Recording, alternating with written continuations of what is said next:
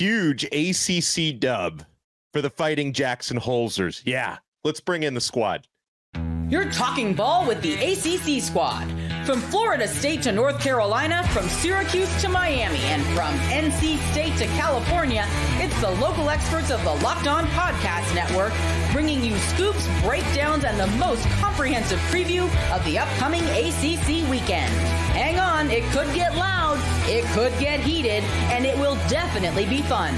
Squad up, you're part of the ACC Squad. This episode of the ACC Squad is brought to you by FanDuel. Place your first $5 bet, and you'll get started with $200 in bonus bets guaranteed. Visit FanDuel.com to get started.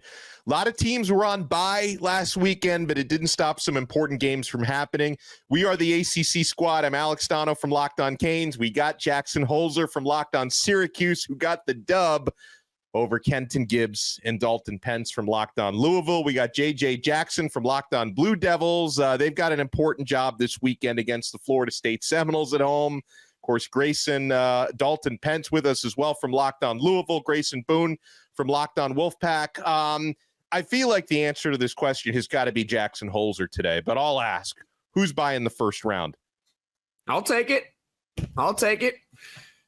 Big win over NC State. We handled our business. We were the favorite. 24-17 wasn't a perfect game, but you know what? Kyle McCord didn't put the ball in harm's way. They ran the ball effectively. They got the W. I think it would have been a whole lot worse if we had a kicker, but that's besides the point. Now we're sitting at 5-1 at the halfway point. It's a good start. Next week is Pitt. That is going to be a big one for Syracuse and whether or not this team is really a contender or not. Yeah, I mean, to the victor goes the spoils. There was a team that beat themselves, and there's a team that beat the other team. I'll let you figure out which one NC State was on Saturday night. I mean, the story for the Wolfpack, you had not just one turnover, but 3 turnovers in Syracuse territory. That is ultimately the story of the ball game. When you only lose by 7 points, but Syracuse puts up 21 points off of 3 turnovers, there's the story of the game. Now, yes, credit to Kyle McCord. As many times as he did throw it, did not throw a single interception because I was sitting there waiting for it to happen. He has his Kyle McCord moments, never came. Syracuse played a good game. I also agree with Jackson. If they had a little bit more faith in their kicker, I think the score would have looked differently. But Syracuse wins by 7. They earn the win. I think that Syracuse's kicker being like, oh, if you would have been different, everything would have gone even worse. Are y'all out of y'all minds? According to win percentage by like who won each play, NC State was in one of the highest percentiles of every team in the nation and lost this football game.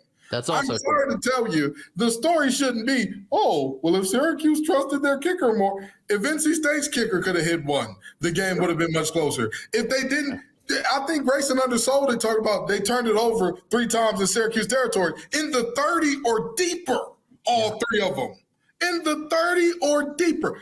This game, to me, showed that NC State got a bad case. One of the worst cases of can't-get-right-itis I have ever seen. It was abysmal from NC State in a bunch of ways, and the refereeing was abysmal too, which I have talked about ad nauseum, saying, hey, it's not for one team or the other. There's no conspiracy for Miami. There's no conspiracy for Syracuse. It's just the officiating in the ACC is so god-awful, we need to institute something because somehow players are getting their helmets knocked off when nobody's touching them. Somehow, players are getting held by a mile. We're not saying anything about it. Somehow, players are stepping out of bounds. We can't see it, even through review. So, I'm looking at this game. I'm going to cut you off there. They did see that he stepped out of bounds, but they ruled that he was forced out of bounds. That's what they said. He was forced out of bounds by like a little love tap by the Syracuse defender. It was on the 80-yard touchdown play. I'm sorry. If that is a force out of bounds, then every tackle on the planet is unnecessary roughness. But you get what I'm saying. Officiating is terrible no matter what. And that's what I'm saying. This officiating is problematic, period. I'm not saying it's problematic. I love this song. It's terrible. This is my favorite song. We should have a barbershop, what is this, sextet, and just have a full-on disgrace to the ACC song because officiating. Well, that would be a quintet because I'll have to keep my my mouth shut with the way that some of the calls have gone this year. Actually, Don't worry, Donno. It's coming. Miami's going to get a call against them. For sure. You're going to be like, what the bleep? It's and it won't come this week. It's everyone. It's not coming this week against Louisville. I promise you, you take to the bank. It's minus 650 the odds of Miami getting every call going their way this week. Trust me, that's nothing against Miami. It's because the ACC is under contract to officiate Louisville a certain way, it seems. But even with Donno, the no kneel down game, people forget that was a fumble that shouldn't have been ruled a fumble. And Donno and I talked about the illegal man downfield in the Cal and Miami game, where there was also a face mask in that same play against Cam Ward that was missed.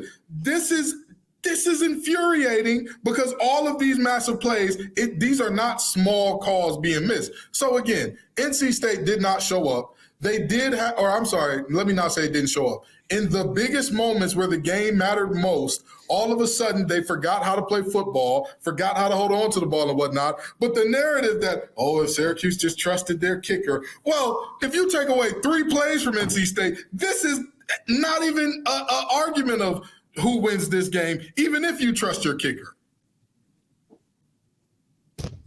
We won the game. Well, and that was one of, there were several close games. There were several close games in the ACC over the weekend. And another one of those was Dalton Pence's Louisville Cardinals against Virginia. Now there was, and we were talking a little off there. You seem pretty down on the Cardinals right now. I mean, I will say I was very impressed by the performance of Isaac Brown, who wins ACC Rookie of the Week, finally dethroning Eli Holstein, who had taken it every single other week of the season, at least in the 5 weeks or 6 weeks that he had played this year. So big week for Isaac Brown. There's definitely concerns, though, on the Louisville defense. Talk a little bit about what was maybe a closer than expected dub against Virginia. Yeah, I mean, it's to the point to where, after the first couple of weeks when they lost to Notre Dame, I thought to myself, with how disastrous of a first quarter they had, they were going to bounce back. I feel like this is still a good team. Now, after 6 games, it's one of those cases of when somebody shows you who they are, at some point you got to believe them. And you're as good as your record states that you are. And you shouldn't have lost that SMU game. And I'm higher on the Mustangs than a lot of people. Virginia was another team that it shouldn't have taken the last drive of the game to go down and be able to move the football and win the game. I mean, Virginia's punter, I don't know if y'all watched the game, sent a punt right into the middle of his offensive guard's back. And thankfully, Louisville was able to get the ball on the other 15. And Isaac Brown was fantastic. But it's just a situation where Louisville just can't put it together. Bad offensive line play, a defensive coordinator that simply is just struggling to find the answers with a really talented defensive unit. So truthfully, Donno, I'm having all these questions, and the fan base has got all these questions that every week we're seeing the same issues over and over. And at some point, I'm starting to lose my confidence that they're going to be able to turn things around. And now you have perhaps the best offense that you'll play all year. So forgive me, Louisville fans, I'm not really all that confident in this matchup for the Cardinals. Well, and I look at it on the flip side. Despite the fact that Miami is 6-0, I've got some concerns. Heck, the team has some concerns. They're 6-0 and they held a players-only meeting during their bye week. And I'm not saying that's a bad thing. I think it's a good thing that the leadership on the team is proactive, but they've given up crazy amounts of chunk plays. The last time Miami played was 2 weeks ago against Cal. They gave up 4 plays of 50 or more passing yards. So those are busted coverages, bad communication by the defensive backfield. And so I don't know. I know Miami has talent on defense, especially on the D-line, but Dalton, if they don't fix some of their issues, Miami, we could get into a shootout at noon on Saturday. Cam Ward and controlled chaos go together like peanut butter and jelly. I mean, he is fantastic when he needs to improvise, but he's even better in the pocket. And Louisville is getting hurries, but it's not equating to sacks. A lot of that is the lack of pressure on the interior, and Louisville's pass rushers love to go way downfield too far than they're supposed to. And Cam Ward, if you give him the time to throw, which Louisville has been doing, he's going to feast. I mean, the passing numbers speak for themselves, man. We got a lot more games coming up this weekend that we want to get into. It's a pretty loaded slate coming up, including the Fighting J.J. Jacksons taking on Florida State. Can they get it done? Because Duke has never beaten Florida State before. Louisville, Miami, ton of games coming up this weekend. My friends, we're only getting started. You want to keep it locked right here on the ACC Squad. Guys, and I already know you're keeping it locked to FanDuel because, yeah, you look at the games coming up this weekend. We have some big spreads. We've got some surprisingly close spreads. You do have Duke favored against Florida State at home. Blue Devils are trying to beat FSU for the first time ever. You've got Miami favored by 4.5 points on the road at Louisville.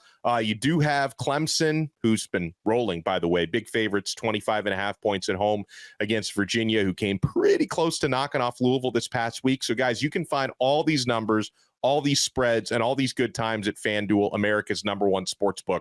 And NFL fans, you can start the season with a big return on FanDuel. When you get a hunch in the middle of the game, you can check out the latest stats, view live play-by-play, and so much more on the same page where you place your bets. You'll get started with $200 in bonus bets guaranteed when you place your first $5 bet. That's FanDuel.com, America's #1 sportsbook.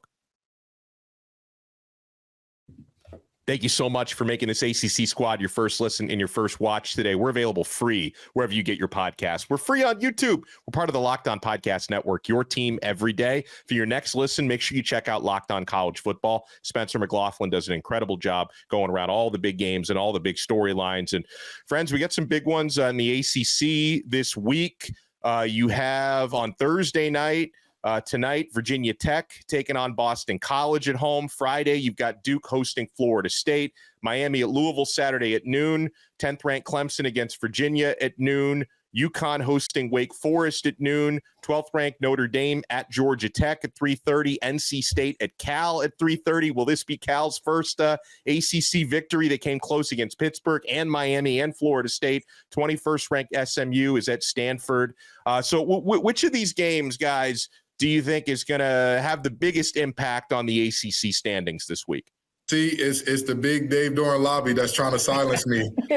After I got after him a little bit on Locked On Wolfpack, I said I know which one won't. The game between two teams where neither one has a singular win in the ACC so far. I would love to say good things about this Cal-NC State game, but boy, right now this is the toilet bowl. It is two teams that are in the absolute pits of hell in terms of ACC wins, with 0 apiece walking into week 7. So I know that game won't be the one that matters. So I'm going to shut up now and let somebody with a team that is doing something meaningful and purposeful in the ACC say something. I think it's set to be a big weekend in Durham, guys. I really do. Excited to see this one play out on Friday night. Teased it a little bit ago. Duke has never beat Florida State. 22 times these teams have gotten on the gridiron together. Of those 22 meetings, how many have been decided by one single possession? I guess 2. Only one of them. Only one of them. Outside of that 2017 game when Duke lost 17-10, the closest loss beyond that was 19 points. I mean, Duke has never been able to be competitive in a game like this. And our friends over at FanDuel think the Duke team is a 3-point favorite at home. It's Manny Diaz in his first year coaching against his alma mater in Florida State.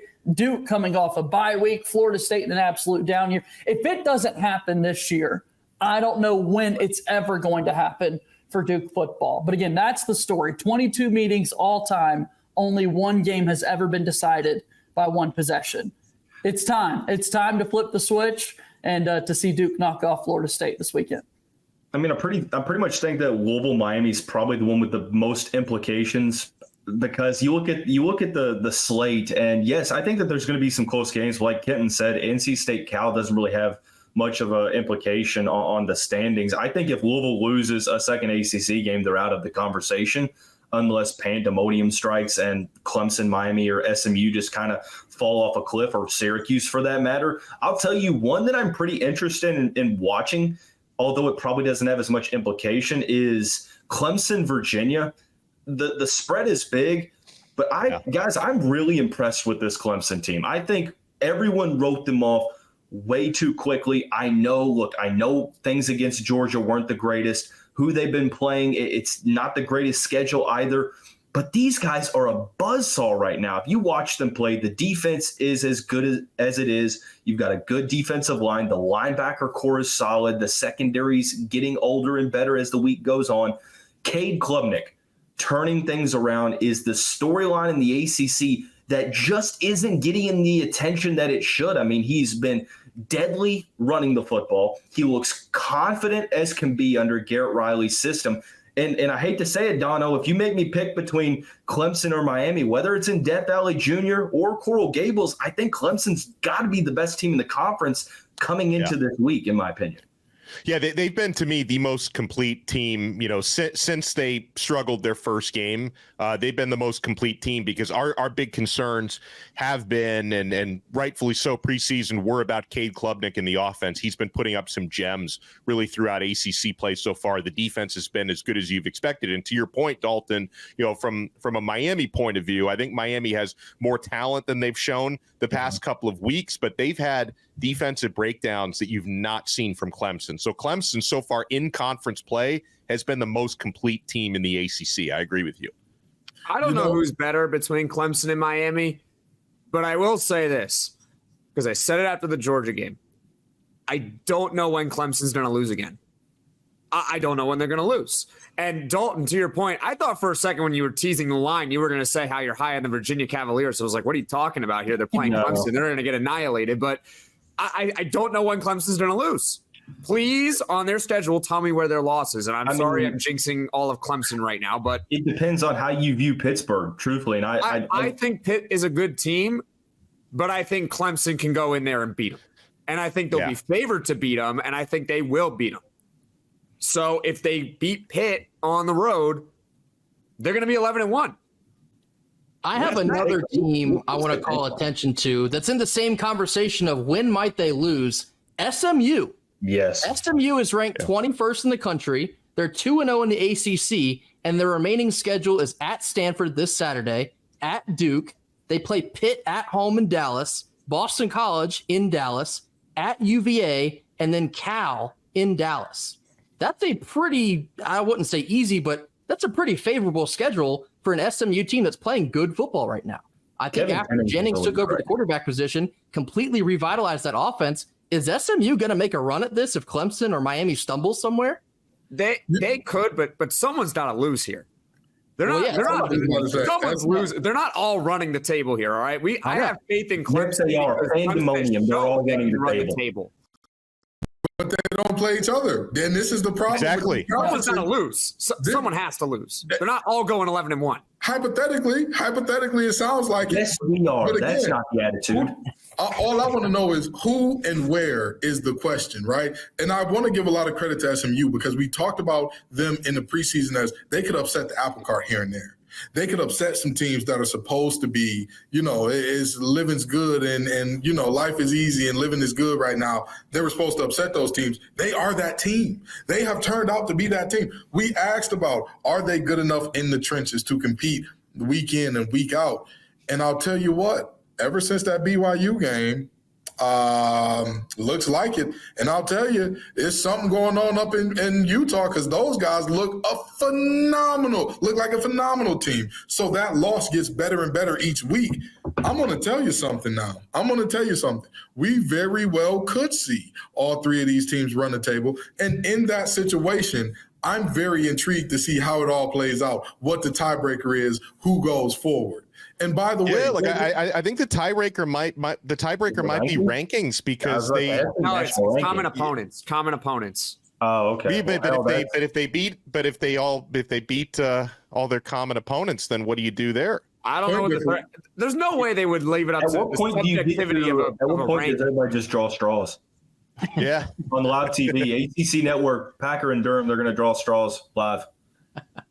I stand by my point. There's no way that all these teams are going to run the table. Someone's got to lose. I know they're not playing each other, but someone's got to lose. We're not going to have 12-0 Miami, 11-1 Clemson, 11-1 SMU.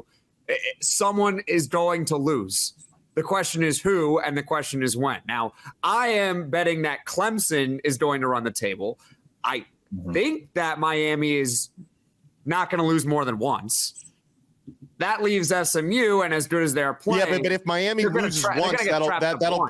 But Miami only has conference games left, so if Miami loses one, then the other two teams would both get in because Miami would have one conference loss and they wouldn't. I'm all in on the Pony Express, damn it. Give me SMU, free Sherwood Blunt. I need to see him on the sidelines for an ACC championship game. I need to see it. I need Brian to now buy all his Stanford beer so that he can cheer for Stanford. The Pony Bros I hated that Louisville lost to him, but the vibes around the fan base, it's kind of like Cal. It's just a fun fan base. It's a breath of fresh air, man. Yeah.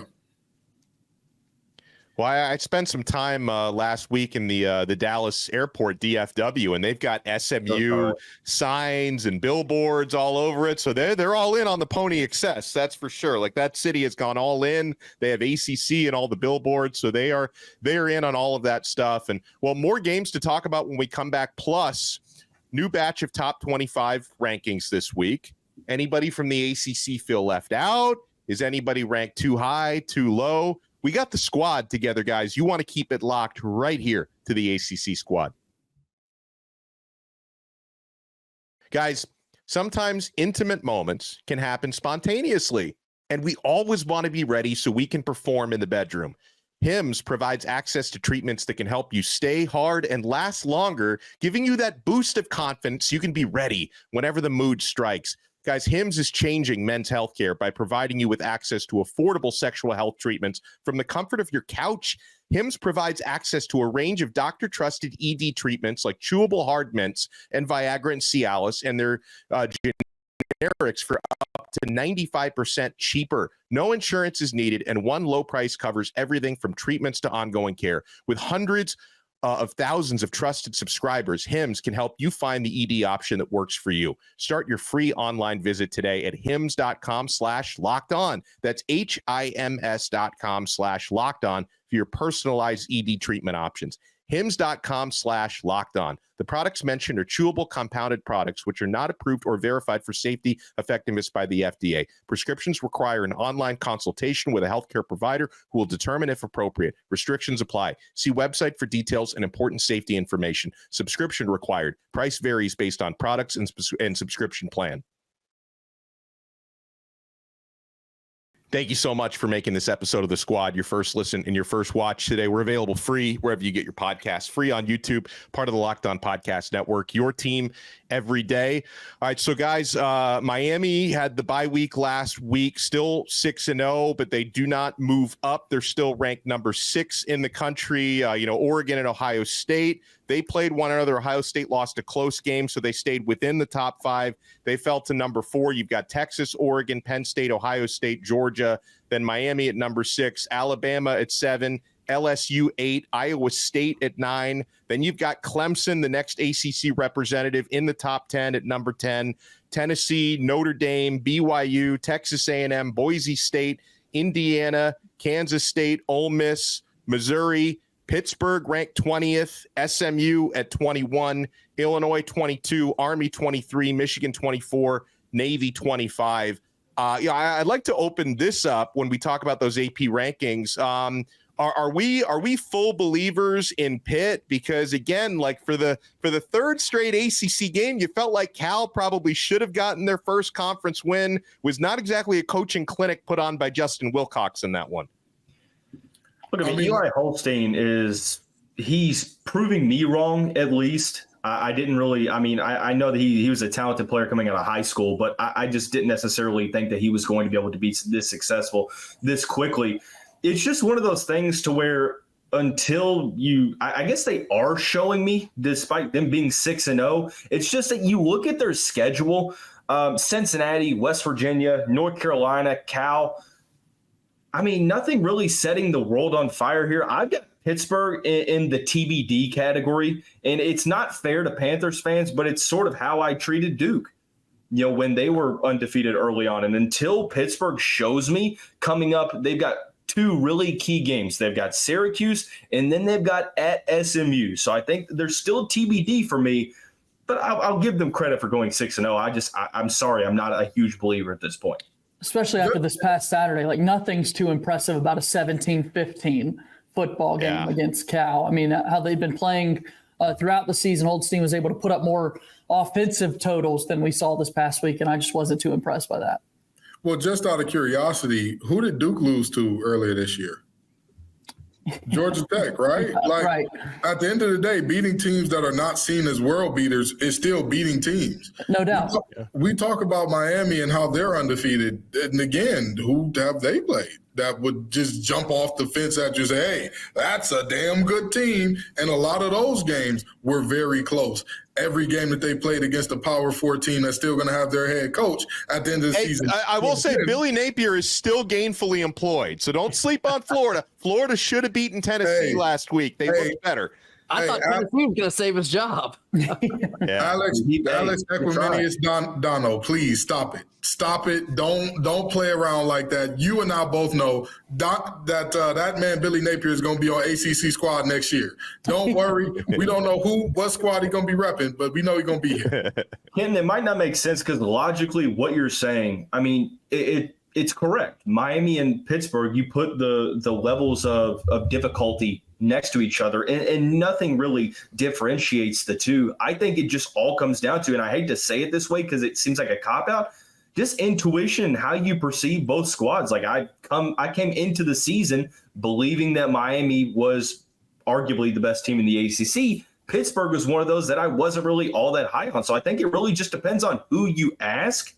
Now, have they exceeded expectations up to this point? Yeah. And I know that nothing of what I'm saying is going to be like, oh, okay, your intuition tells you Pittsburgh's not all that good. I think they're a good team. I still think they're a team that's going to end this season with 3 regular season losses. So Dalton's 100% right. A lot of it is preseason expectations, preseason thoughts that still creep in at the midseason point.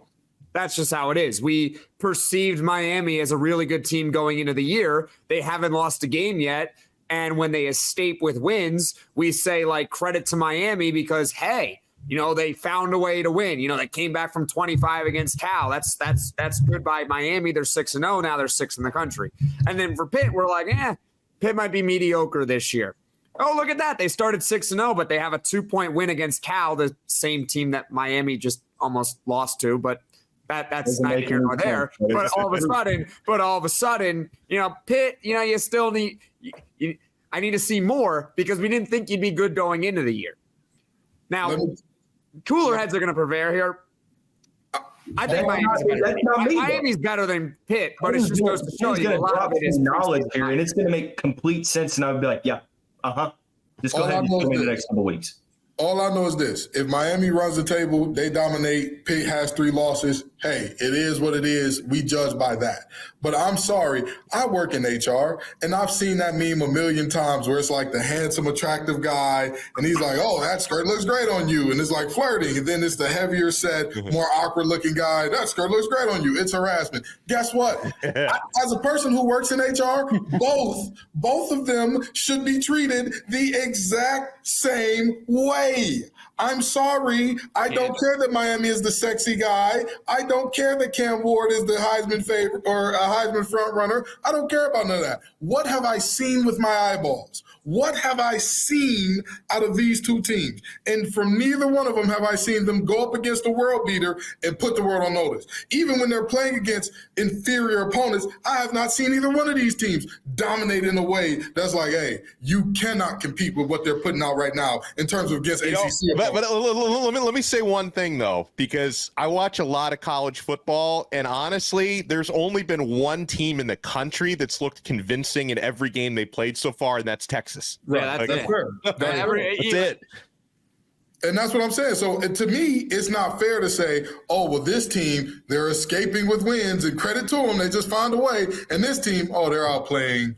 They're outplaying expectations. They'll come back down to earth eventually. But that's how it works, though. That's what the whole rankings are about. That's the AP top 25. That's the college. That style points matter. Preseason expectations matter. It's all factored in. Style points can matter. Preseason expectation points? To hell with that. I'm sorry. I don't give a damn about none of that. You also make this point. You can justify that Pittsburgh is in the top 25. They 100% should be justified. Yes. But that doesn't mean that you as your intuition speaks. Like, if you were not sold on Pittsburgh coming into the season and they've beaten teams that really, in all honesty, aren't that great, you're still nothing that's – I mean, yes, being 6-0 is 6-0, and you deserve credit for that. But if you're asking me if Miami and Pittsburgh play right now on a neutral field, who's winning that?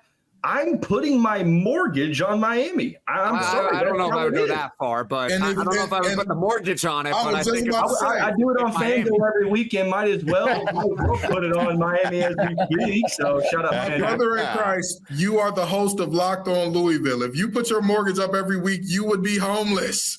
What are we talking about here? He didn't say on his team against the unders on the Louisville game. Yeah. That's how you triple that money. I don't know. Yeah, I'm not with him on the mortgage part, but I think to Dalton's point again, does Pitt deserve to be top 25? They absolutely deserve to be top 25. But if you put Miami and Pitt on a neutral field, I think we'd all agree Miami would be favored. They'd probably be favored by double digits too. Now anything can happen when the two play, but from the odds maker standpoint, Miami would be a double digit favorite on a neutral site. It's preseason expectations. It's going to happen. They're going to. Well, and anybody can answer this, but if you were going to do like your own power ranking, not based on record, just based on like top 5 teams in the ACC, I'd probably, based on the last couple weeks, I'd probably go Clemson number 1, Miami number 2, probably go SMU number 3. Then I don't know. I'd probably go. Dalton may not agree. I'd probably go Louisville, or maybe Syracuse 4 or Louisville 5, something like that. No particular order, but that's probably how I'd go.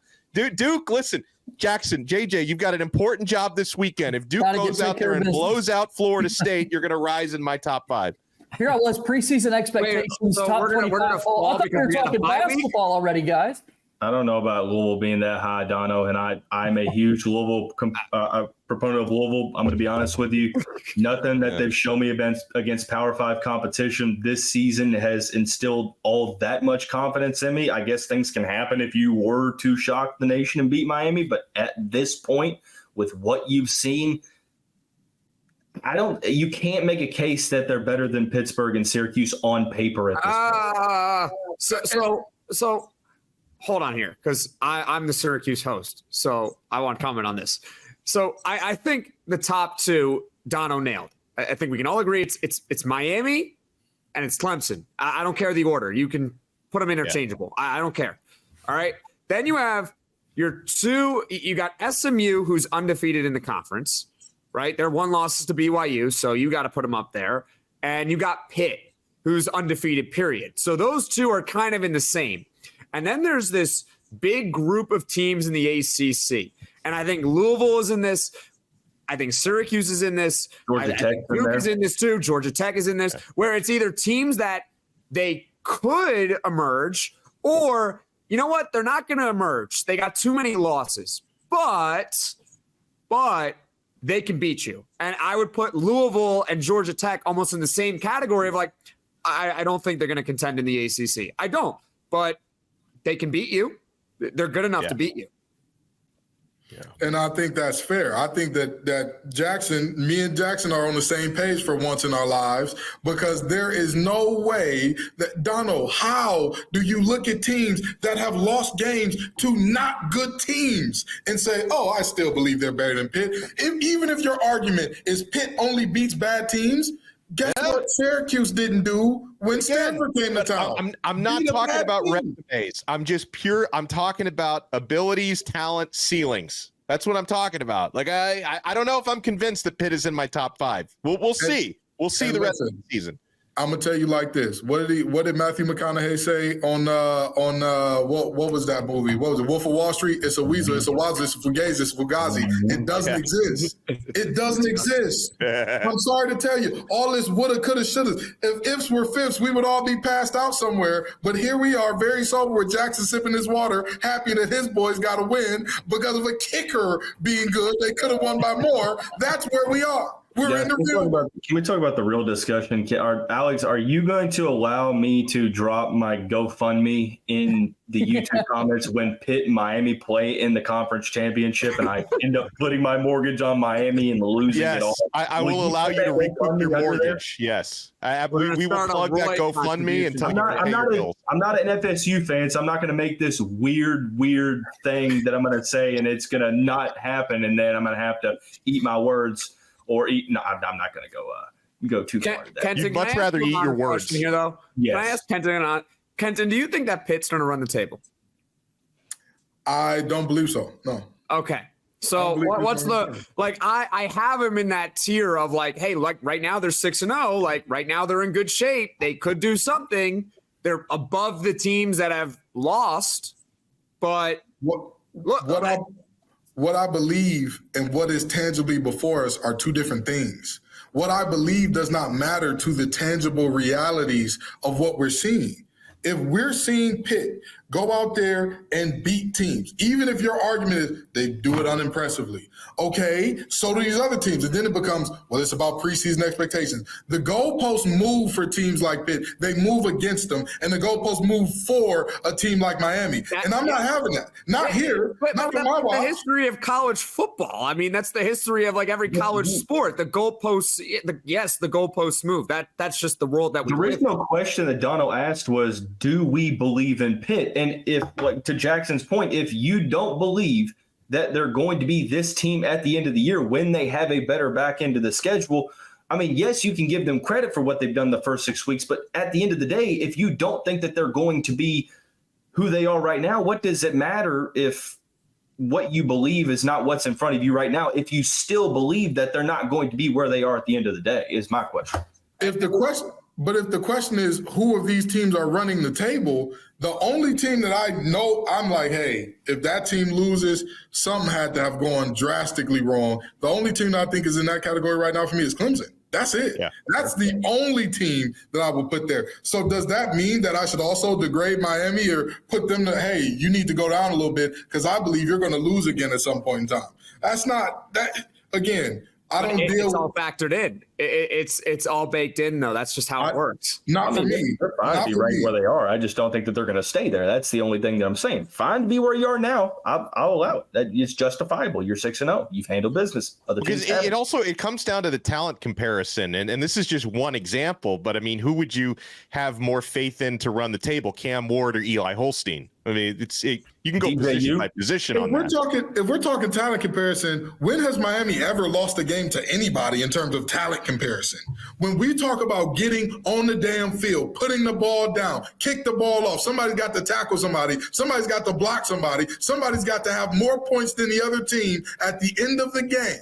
Have we talked about Miami consistently as being that team? Because every season, preseason, Miami's back. Oh, This is the year. They're back. They're ready. Doubt. And it just doesn't shake out that way. I don't know. When was the last time Miami was ranked this high? Donno, you would know this. When's the last time Miami was ranked this high? 2017. When was the last time they had a Heisman frontrunner? 2002. They had two Heisman finalists, but they came in 4th and 5th. 2001, Ken Dorsey came in 3rd. There you go. That's why Miami is where they are. Yeah. That's it. Yeah. Well, we'll see who emerges victorious week 8 inside the ACC. Cheers to week 8.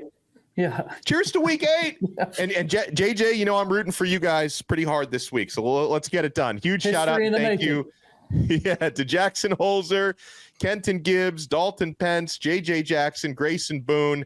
I am Alex Donno. We'll talk to you guys again next week right here on the ACC Squad.